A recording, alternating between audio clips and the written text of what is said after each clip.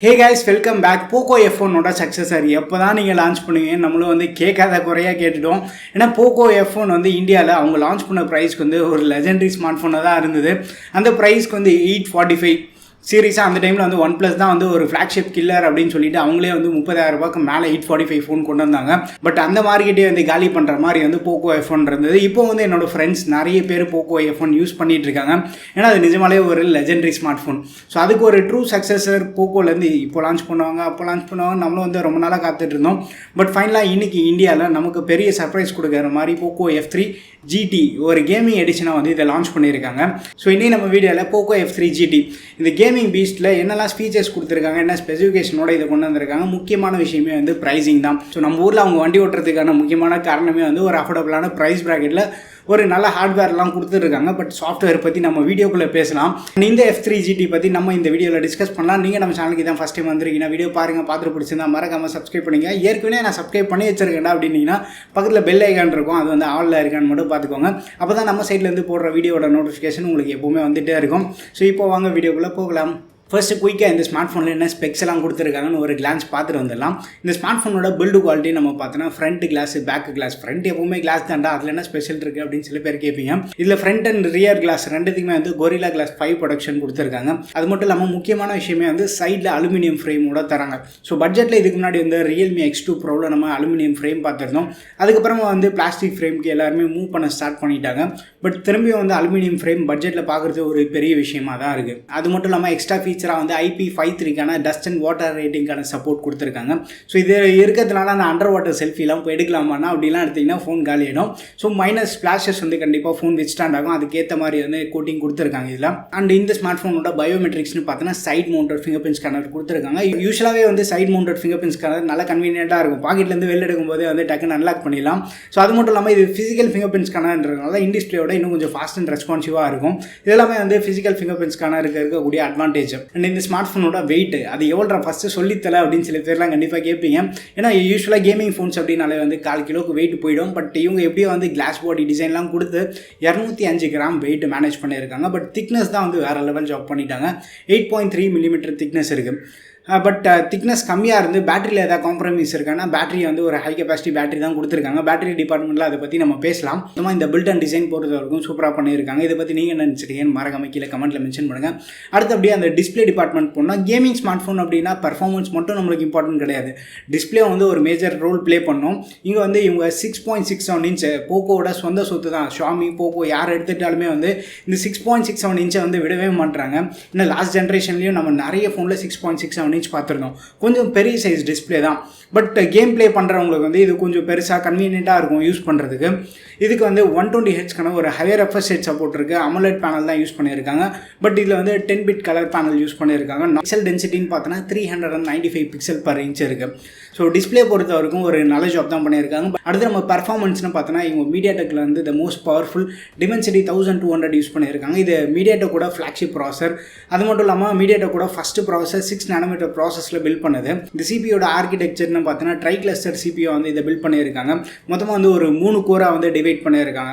இந்த first the most பவர்ஃபுல்லான கோர்னு பார்த்தோன்னா Cortex A78 கோரை வந்து ஃபஸ்ட்டு ஒரு கோர் மட்டும் 3 GHz கிளாக் பண்ணியிருக்காங்க. பேலன்ஸ் இருக்க 3 கோர் வந்து 2.6 GHz கிளாக் பண்ணியிருக்காங்க. அதுக்கப்புறமா பேலன்ஸாக இருக்க லாஸ்ட் 4 வந்து கார்டெக்ஸோட A55. இது நல்ல ஒரு பவர் எஃபிஷியண்டான கோர்ஸு.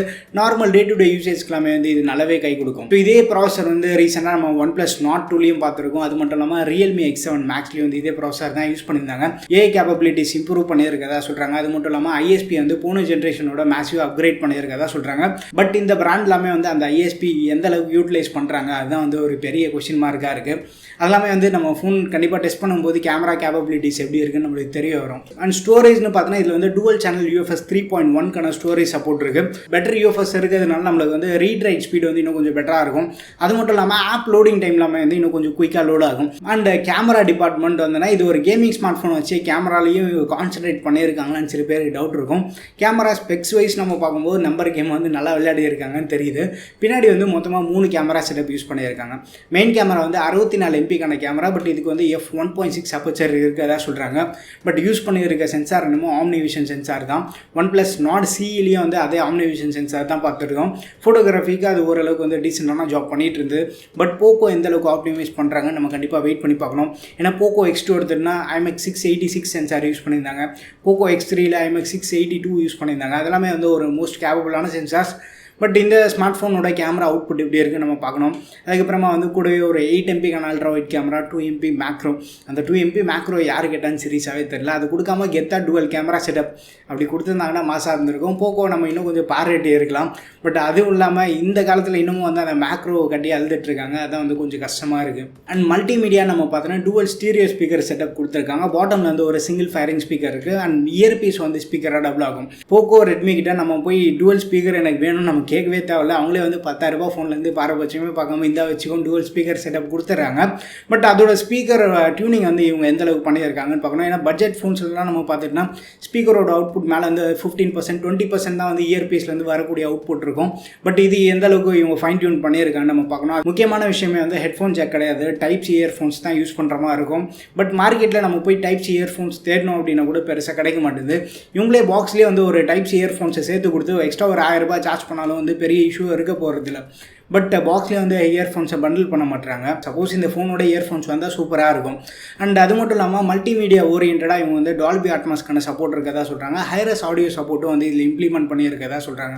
பட் இதோட இம்ப்ளிமெண்டேஷன்லாம் எந்த அளவுக்கு பண்ணியிருக்காங்க ரியல் வேர்ல்டில் நம்ம யூஸ் பண்ணும்போது தெரிய வரும். மற்றபடி எக்ஸ்ட்ரா ஃபீச்சர்ஸ்னு பார்த்தோன்னா ஃபிசிக்கல் கேஸ் கொடுத்துருக்காங்க. கேமர்ஸ்லாம் அவள் தான் இனிமேல் சின்ராஸை கையில் பிடிக்க முடியல அப்படின்னு சொல்கிற மாதிரி தான் இருக்கும். அவள் தான் இஷ்டத்துக்கு பூந்து விளையாடிட்டு இருப்பாங்க. அது மட்டும் இல்லாமல் பர்ஃபார்மன்ஸ் வந்து கன்சிஸ்டண்ட்டாக இருக்கிறதுக்காக வேப்பர் கூலிங் சிஸ்டம் யூஸ் பண்ணியிருக்கதா சொல்கிறாங்க. ஸோ ஹீட் டிசிபேஷன் வந்து இன்னும் கொஞ்சம் பெட்டராக இருக்கும். நம்ம எக்ஸ்டெண்டடாக வந்து கேம் விளையாடினா கூட அண்ட் டெம்பரேச்சர் வந்து ஓரளவுக்கு மெயின்டைன் ஆகிட்டு இருக்கும். ஹீட் டிசிபேஷனும் வந்து இவங்க போன ஜென்ரேஷனோட இங்கே நல்லா இம்ப்ரூவ் பண்ணியிருக்கதா சொல்கிறாங்க. பட் போக்கோ X3லேயே வந்து நம்மளுக்கு கூலிங் சிஸ்டம்லாம் கொடுத்துருந்தாங்க. ரியல் வேர்ல்ட்லேயே நம்மளால் ஃபீல் பண்ண முடிஞ்சுது. பட் X3 Pro தான் வந்து சொதப்பிட்டாங்க. அது ஒரு அயன் பாக்ஸ் ஆயிடுச்சு. டிஸ்பிளேல எக்ஸ்ட்ரா ஃபீச்சர்ஸ் நம்ம பார்த்தோன்னா HD10+ சப்போர்ட் இருக்குது. அது மட்டும் இல்லாமல் DC டிமிங் ஃபீச்சர் கொடுத்துருக்காங்க. DC டிமிங் இருக்கிறதுனால என்ன அட்வான்டேஜ்னு பார்த்தோன்னா லோ லைட்டில் நம்ம ஃபோன் யூஸ் பண்ணும்போது டிஸ்பிளே ஃப்ளிக்கர் வந்து ரொம்ப கம்மியாக இருக்கும். அதனால் வந்து நமக்கு ஐ ஸ்டெயின் வந்து கொஞ்சம் அதிகமாக இருக்காது. அண்ட் பேட்டரி டிபார்ட்மெண்ட் வந்து 5065 mAh ஒரு ஹை கெப்பாசிட்டி பேட்டரியை வந்து பண்டில் பண்ணி தந்திருக்காங்க. அதுக்கு சப்போர்ட் பண்ணுற மாதிரி 67 வாட்க்கான ஒரு சூப்பர் ஃபாஸ்ட் சார்ஜர் வந்து கொடுத்துருக்காங்க. ஸோ இந்தியாவிலேயே வந்து ஃபஸ்ட்டு போக்கோ ஃபோன் வித் இவ்வளோ ஹை கெப்பாசிட்டி சார்ஜரோட வருது.